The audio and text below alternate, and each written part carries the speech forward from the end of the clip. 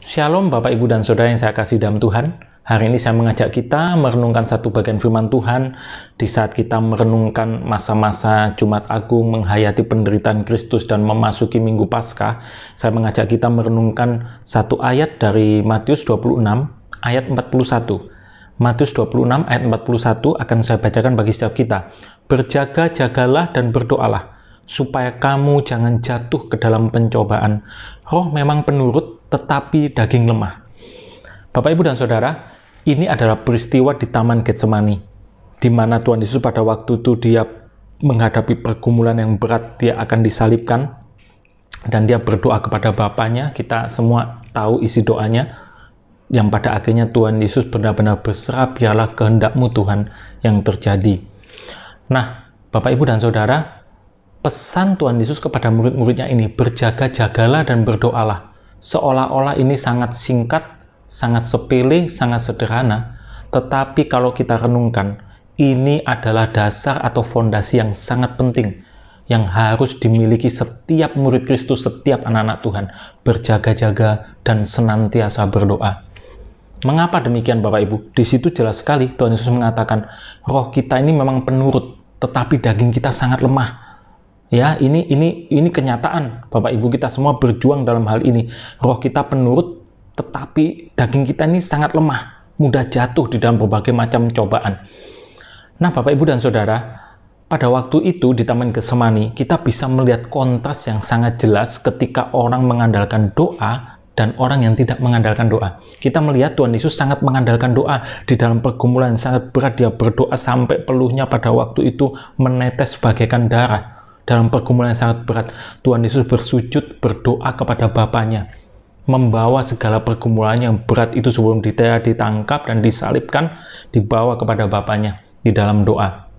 Kita melihat bagaimana orang yang taat, pribadi yang taat dengan doa ini, maka dia akan kuat di dalam menghadapi pergumulan seberat apapun, dan dia pada akhirnya menang. Bahkan kita bisa melihat ketika Tuhan Yesus ditangkap pada waktu itu, prajurit pasukan datang, Tuhan Yesus dengan sangat tenang menghadapi semua itu. Dia tidak panik, dia tidak melarikan diri, dia tenang, dia taat kepada keputusan Bapa. Tetapi kita bisa mengkontraskan dengan apa yang dilakukan murid-muridnya, di mana mereka justru tertidur, mereka tidak sanggup berjaga-jaga 1 jam saja, tidak sanggup. Mereka berjaga-jaga, tidak sanggup, mereka juga tidak berdoa, mereka memilih untuk tertidur karena kelelahan, kecapean, atau apalah itu. Yang jelas mereka tidak sanggup berjaga-jaga pada waktu itu. Kita bisa melihat ketika murid-murid tidak mengandalkan doa, tidak berjaga-jaga, tidak waspada, ketika pasukan prajurit itu datang menangkap Tuhan Yesus, kita bisa melihat apa responnya. Petrus dengan sangat emosi, dia panik, dia mencabut, menghunus pedangnya, dia langsung memotong telinga hamba imam besar, yaitu yang bernama Malkus pada waktu itu. Emosi tidak terkontrol. Karena apa? Dia tidak mengandalkan doa, dia tidak berjaga-jaga, dia tidak waspada, fondasi itu tidak ada dalam kehidupannya. Dan kalau kita membaca bagian selanjutnya, Bapak, Ibu, dan Saudara, di situ dikatakan bahwa semua, ya, di situ dikatakan semua loh Bapak, Ibu, ya. Semua murid-muridnya pada waktu itu akhirnya pergi, lari, meninggalkan Tuhan Yesus. Kita bisa melihat Bapak, Ibu, ya, ketika kita tidak mengandalkan doa, ketika kesulitan, masalah, pergumulan itu datang, kita melarikan diri dari masalah itu. Kita panik menghadapi itu, kita kabur, kita tidak kuat. Bahkan murid-murid yang setiap hari bersama Tuhan Yesus, dia meninggalkan Tuhan Yesus. Bahkan Petrus yang sangat luar biasa, dia mengatakan, kalaupun nanti yang lain itu akan goyah imannya, aku tidak akan tergoncang, aku tetap tidak akan menyangkal engkau, aku tetap akan setia padamu. Kita bisa melihat, ya, nggak lama setelah itu ketika Tuhan Yesus sudah ditangkap, ternyata Petrus sudah menyangkal Tuhan Yesus sebanyak 3 kali sebelum ayam berkokok. Tepat seperti yang dikatakan oleh Tuhan Yesus. Kita bisa melihat Bapak, Ibu, dan Saudara, di sini pentingnya doa, pentingnya berjaga-jaga, pentingnya waspada, pentingnya iman kita itu dikuatkan, fondasi kita dikuatkan. Supaya apa?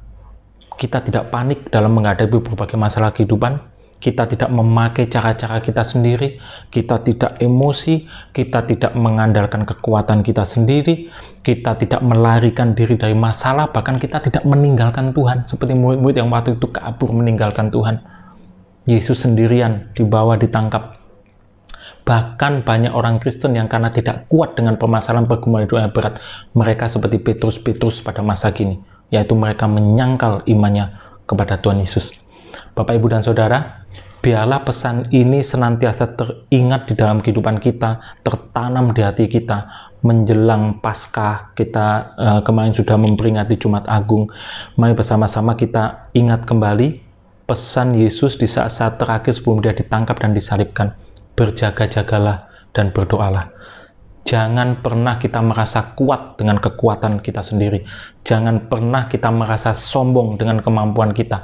Jangan pernah kita merasa mampu melewati segala sesuatu, pergumulan, masalah, kesulitan, pekerjaan, apapun itu semua, dengan kemampuan pikiran kita sendiri, cara-cara kita sendiri, tanpa doa, tanpa mengandalkan Tuhan. Kita akan salah jalan, kita akan mengalami banyak hal yang justru di luar Tuhan yang akan kita lakukan. Nah, Bapak, Ibu, dan Saudara yang saya kasih dalam Tuhan, seringkali orang Kristen ataupun orang dunia mengatakan kalau kita itu memiliki harta, itu kita bisa sombongkan. Kita pandai, kita bisa sombongkan.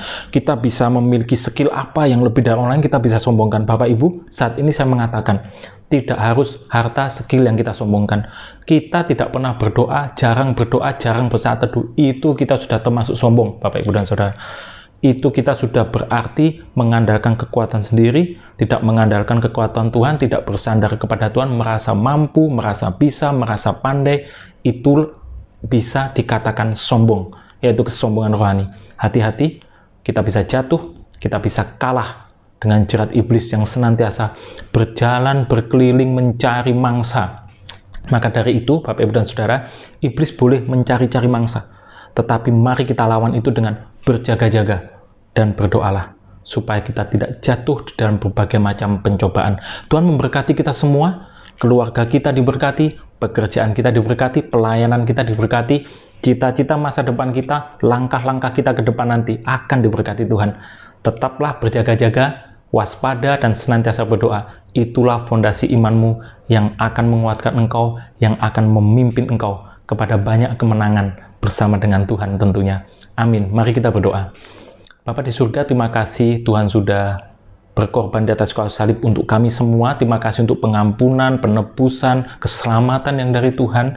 Terima kasih Bapa, pesan-Mu hari ini untuk kami terus berjaga-jaga dan berdoa selama kami mengikut Tuhan sampai akhir perjuangan iman kami, sampai Tuhan memanggil kami semua pulang. Biarlah kami didapati Tuhan setia, karena kami terus berjaga-jaga di dalam iman kami dan senantiasa berdoa, mengandalkan Tuhan senantiasa, sehingga kami semakin mengerti kehendak-Mu dalam kehidupan kami, dan kami dimampukan untuk melakukan segala perintah-Mu, segala apa yang Engkau ingin kami lakukan dalam kehidupan kami sebagai murid-murid-Mu.